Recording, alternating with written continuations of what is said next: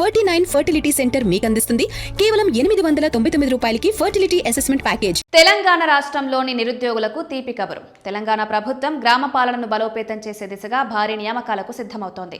గ్రామ పాలనా అధికారి పోస్టుల భర్తీకి త్వరలో అధికారిక నోటిఫికేషన్ విడుదల కానుంది. రాష్ట్ర వ్యాప్తంగా మొత్తం 10,954 ఖాళీలున్నట్లు సమాచారం.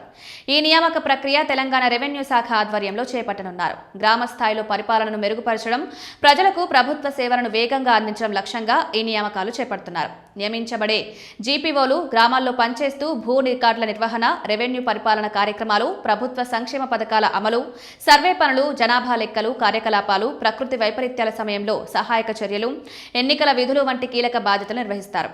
రెవెన్యూ శాఖలో ప్రభుత్వం ఉద్యోగం లక్ష్యంగా పెట్టుకున్న గ్రాడ్యుయేట్లకు ఇది మంచి అవకాశం. భారీ సంఖ్యలో ఖాళీలుండడంతో పోటీ కూడా ఎక్కువగా ఉండే అవకాశం ఉంది. అందువల్ల అభ్యర్థులు ఇప్పటి నుంచే ప్రిపరేషన్ ప్రారంభించడం మంచిది. అధికారిక నోటిఫికేషన్ విడుదల తేదీని ప్రభుత్వం ఇంకా ప్రకటించలేదు. నోటిఫికేషన్లో అర్హత ప్రమాణాలు, వయోపరిమితి, దరఖాస్తు ప్రారంభ, ముగింపు తేదీలు, పరీక్షా విధానం, సిలబస్ వివరాలు, ఎంపిక దశలు వంటి పూర్తి సమాచారం ఇవ్వనున్నారు.